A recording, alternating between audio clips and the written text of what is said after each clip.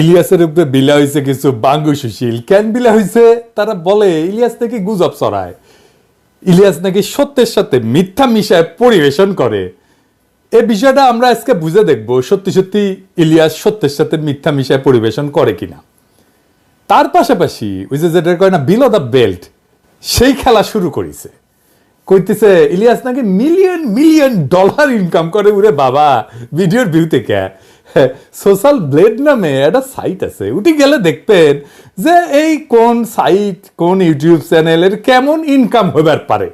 হ্যাঁ, এটা একটা ধারণা দেওয়ার চেষ্টা করে। ওইটা দেখে বাঙ্গুলিটা ভাবিছে বা এটা চমৎকার জায়গা পেয়েছি তো, বিশাল প্রচুর জ্ঞান আহরণ করিচ্ছি তো।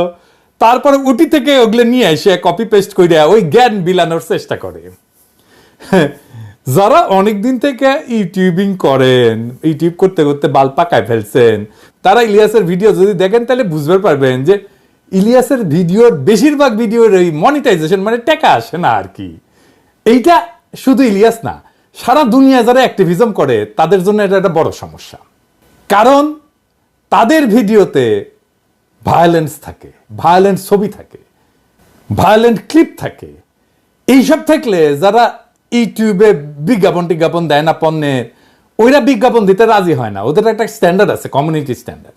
ওইটার মধ্যে ভায়োলেন্ট ছবি, রক্তপাত ইত্যাদি ইত্যাদি এইসব থাকলে ভিডিও মনিটাইজেশন করা যায় না। এটা ছাড়াও ওই দেখেন পুলিশ মার্চ করিচ্ছে, মারিচ্ছে, এই সমস্ত জিনিস থাকলে, মিলিটারি মার্চ করিচ্ছে, রক্তপাত হচ্ছে, এইরকম জিনিস থাকলে কখনোই ওই ভিডিও মনিটাইজেশন করা যায় না।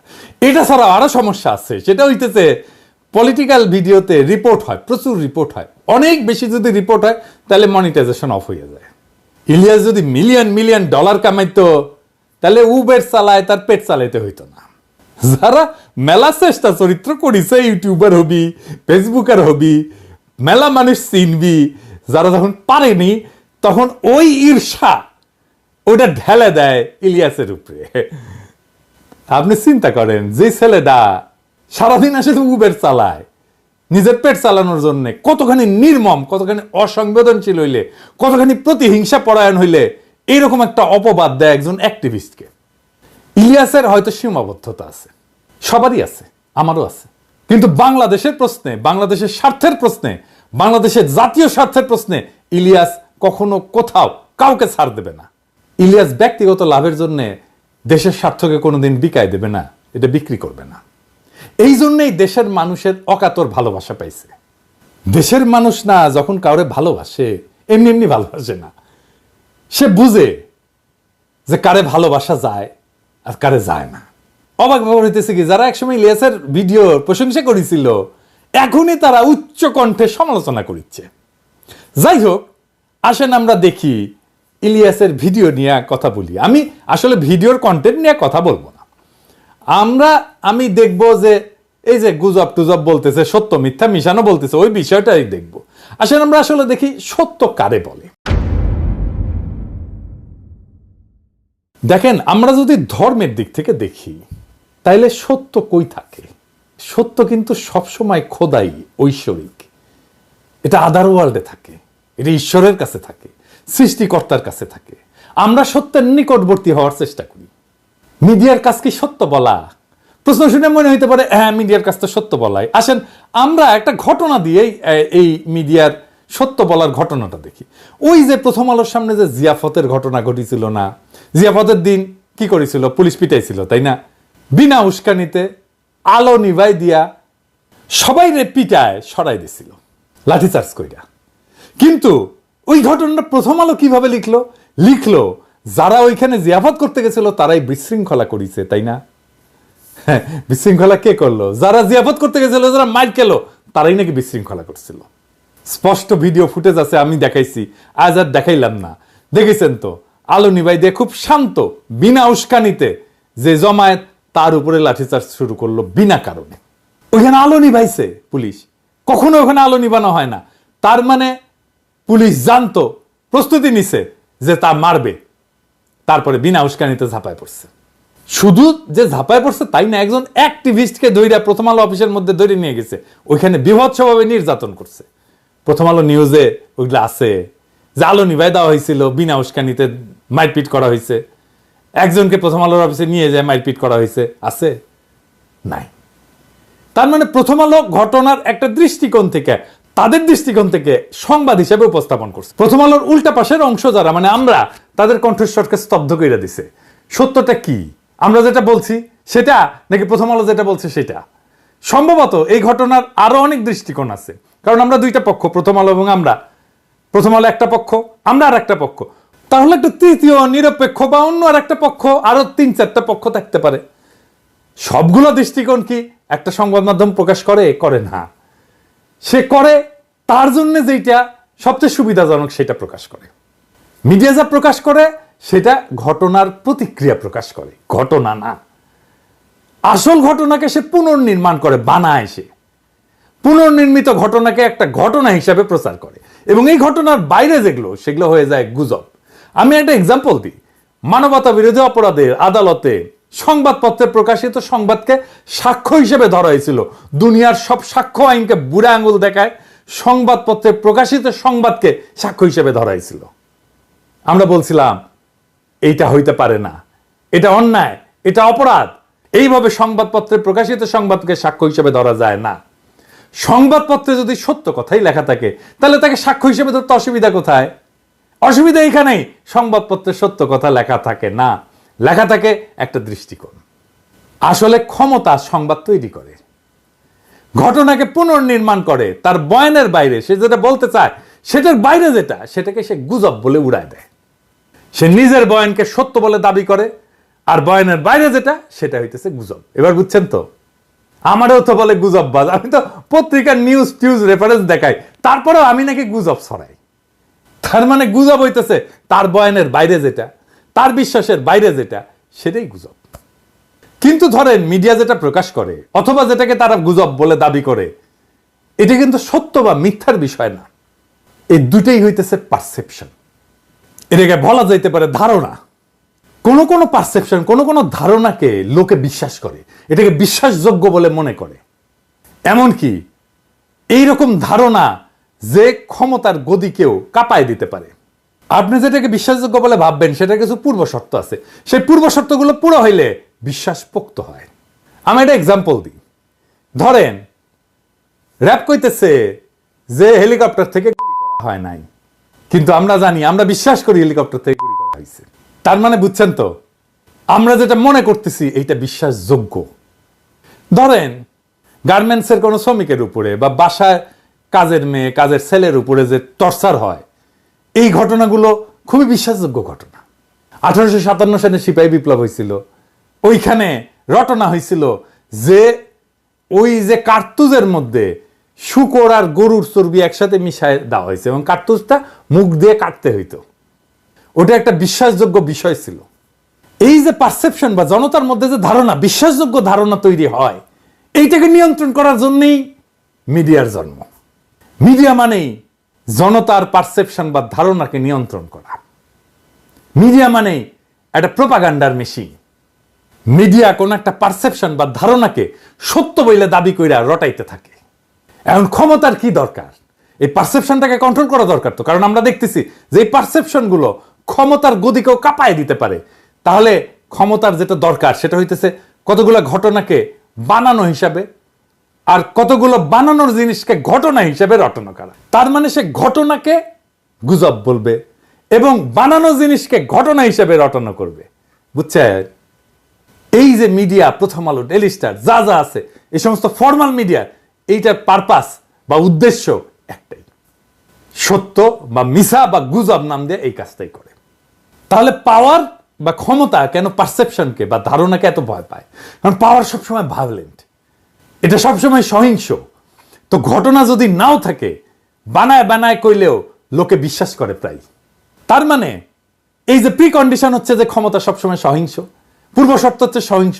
তাই সে সহিংসতা যদি নাও করে, যদি কেউ বানাও বলে যে মারছে, এটা পুলিশে মারে, এটা বিশ্বাস করে ফেলবে মানুষ। মানুষের জ্ঞানের শুরু কই থেকে? আন্দাজ থেকে, অনুমান থেকে। আমরা বিজ্ঞানের ভাষায় বলি হাইপোথিসিস। হাইপোথিসিসকে প্রমাণ করে বা অপ্রমাণ করে জ্ঞান অগ্রসর হয়। মানুষের হুশ, কালচার, তার এলেমের গোড়া হচ্ছে আন্দাজ বা অনুমান। যে আন্দাজ করে না সে বেহুশ।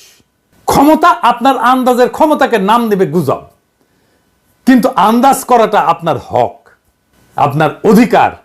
ক্ষমতার দাবরা নিতে হয়তো জাহির করতে পারবেন না আপনার আন্দাজ, কিন্তু আপনার আন্দাজের হক নাই এইটা মনের ভিতরে কখনো মাইনা নেবেন না। গায়ের জোরে হয়তো লাগতে না পেরে পিছিয়ে আসবেন, কিন্তু বেহুশ হইয়েন না কখনো। মনে রাখবেন আন্দাজ করা আপনার হক।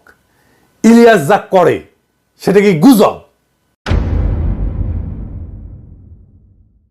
ইলিয়াস তার যে ভিডিওগুলা করে, এই ভিডিও কোন ক্যাটাগরির ভিডিও বলেন তো, কোন টাইপের? এইটা যারা ইলিয়াসের সমালোচনা করে তারা কি কখনো দেখছে? ইলিয়াস করে এক্সপ্লোরেটরি ডকুমেন্টারি। এক্সপ্লোরেটরি ডকুমেন্টারিটা আসলে কি? আসেন এটা বুঝে দেখি। এক্সপ্লোরেটরি ডকুমেন্টারি শিরোনাম ব্যবহার করা হয় যখন কোনো ডকুমেন্টারি একটা বিষয় অনুসন্ধান করে এবং প্রমাণ সংগ্রহের পাশাপাশি সম্ভাব্য ধারণা বা অনুমান তুলে ধরে। ইলিয়াস এটা লিখে দেয় তার প্রত্যেকটা এপিসোডের সামনে। তার মানে ভিডিওতে সত্য এবং প্রমাণের পাশাপাশি সে অনুমানও তুলে ধরে। তাহলে সমালোচনা কেন? কেন বলা হয় ইলিয়াস গুজব ছড়ায়, সত্যের সাথে মিথ্যা মেশায়? কারণ ইলিয়াস ক্ষমতার বানানো ঘটনাকে পুরা ঘটনা বলে, সত্য ঘটনা বলে মানতে নারাজ। সে বেহুশ হয় নাই, সে তার হুশ ধইরা রাখছে। যেই ঘটনা ঘটছে তার ভিন্ন ব্যাখ্যা, ভিন্ন বয়ান কইরা সে বলতে চায় ক্ষমতা যেটা বলতে চায় না। ক্ষমতা যেটা বলতে চায় তার চাইতে ভিন্ন বয়ান ইলিয়াস দেয়। বিলিভেবল বয়ান, বিশ্বাসযোগ্য বয়ান ইলিয়াস দেয়। আসিফ নজরুল ক্ষমতা বানলো, ইলিয়াসের ভিডিওতে বিপর্যস্ত হয়েছে এবং হইতেছে। কারণ ক্ষমতা যে বয়ানটা বিশ্বাস করাইতে চায় সেইটা ধাক্কা খাইছে। সেই জন্য ক্ষমতার আশেপাশে থাকা বা যারা ক্ষমতায় যাইতে চায় তারা ইলিয়াসের উপরে ঝাঁপায় পড়ছে। আরে সর্বনাশ, বিপজ্জনক লোক, এরা তো থামাইতে হবে। আসিফ নজরুল আরো বিপর্যস্ত হবেন, ওয়েট করেন। কারণটা হইতেছে আসিফ নজরুল বিপ্লবোত্তর ক্ষমতাকে সামরিক বেসামরিক এলিটদের হাতে তুলে দিছে। তাকে দৌড়ের উপরে রাখা আমাদের কর্তব্য। অনেকে আমারে বলেন যে আপনি বিএনপির পিছে কেন লাগিয়েছেন। আমি বিএনপির পিছে লাগি নাই। আমার দীর্ঘদিনের পর্যবেক্ষণের ফল হইতেছে বিএনপি তাদেরকে পছন্দ করে যারা ওই যে ওই যে ওই যে ওই যে ওই যে ওই যে ওই যে ওই যে ওই যে সোহাদির বডিগার্ড, ও প্রেমিক, হ্যাঁ মুজিব প্রেমিক যারা, তাদেরকে বিএনপি প্রচন্ড প্রচন্ড প্রচন্ড প্রেম দেয়। হ্যাঁ, যেমন আসিফ নজরুল দেখেন যে শেখ মুজিবকে নিয়ে, মানে ওই যে সোহাদির বডিগার্ডের নিয়ে কি বলে শুনেন। এই বই পড়লে মানুষের হতবাক, বিস্মিত, মানে অকল্পনীয় একটা রিয়ালাইজেশন সামনে যাওয়া ছাড়া উপায় নাই। একটা নেতা, এত বড় একটা নেতা বাংলাদেশে জন্ম নিয়েছিল। আমার প্রথম কষ্ট এই বইটা পড়ে যে এত বড় একটা নেতা বাংলাদেশে জন্ম নিয়েছিল, আমরা কোনোদিনও রিয়ালাইজ করতে পারলাম না until the publication of this book.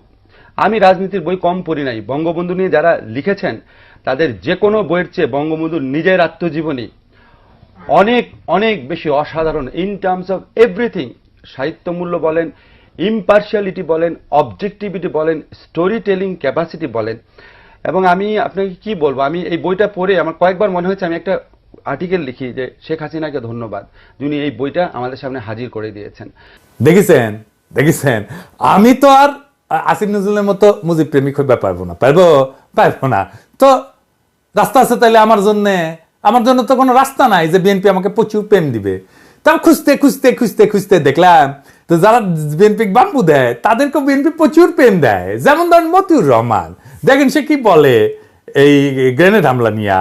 ঘটনার 15 বছর পর এটার বিচার হয়েছে, 19 জন মৃত্যুদণ্ড দেওয়া হয়েছে, 19 জনকে যাবজ্জীবন কারাদণ্ড দেওয়া হয়েছে, আরো অনেককে বিভিন্ন মেয়াদে শাস্তি দেওয়া হয়েছে। এটার বিচার হওয়া দরকার ছিল, উচিত ছিল, সেটা হয়েছে। সেটাতে আমরা সন্তোষ প্রকাশ করি। বিএনপি সরকার বেগম খালেদার নেতৃত্বে তার এই ঘটনার কোনো তদন্ত করতে দেয়নি, বিচার তো দূরের কথা, বরং তারা এই ঘটনাকে উল্টো মুখে প্রচার চালিয়ে এই সব দায় আওয়ামী লীগের উপরে দেওয়ার চেষ্টা করেছিল। শুধু আওয়ামী লীগ না, একই সঙ্গে আমাদের প্রতিবেশী ভারতকে জড়ানোর চেষ্টা করা হয়েছিল। তারা এত সব মিথ্যে তথ্য দিয়ে মানুষকে বিভ্রান্ত করার চেষ্টা হয়েছিল, যেটা একটা অদ্ভুত গল্প কাহিনীকে ছাড়িয়ে যায়। দেখেছেন সেই বলে গ্রেনেড হামলায় তারেক রহমানের শাস্তি হয়, সে সন্তোষ প্রকাশ করেছে। গ্রেনেড হামলায় তো সবাই খালাস পেয়ে গেছে, তাই না? তাইলেও কেন সন্তুষ্ট হয়েছিল যে তারেক রহমান একটা সাইজ হয়েছে। এইরকম একটা লোক, এরকম একটা জাউরাক, তাও বিএনপি পছন্দ করে, তাকে বাঁচানোর জন্য একেবারে ঝাঁপে পড়লো সব বিএনপির লোকেরা। আবার দেখেন আসিফ নজরুল কি কয় এই গ্রেনেড হামলা নিয়ে, এই যে দেখেন এটা নাকি বিএনপির দায়, তার মুখেই শুনেন। যদি আপনাকে প্রশ্ন করেন যে এটার সাথে কি সরকারের কোনো শীর্ষস্থানীয় মহল জড়িত ছিল কিনা, অবশ্যই ছিল। এটা হতে পারে না এত বড় একটা আক্রমণের ঘটনা ঘটেছে সরকারের কোনো মহলই জানে না। সেকেন্ড কোয়েশ্চেন, আপনি যদি বলেন বিএনপি কি এই হত্যার ঘটনা 21 আগস্ট আক্রমণের ঘটনা ধামাচাপা দিতে চেয়েছে, অবশ্যই চেয়েছে।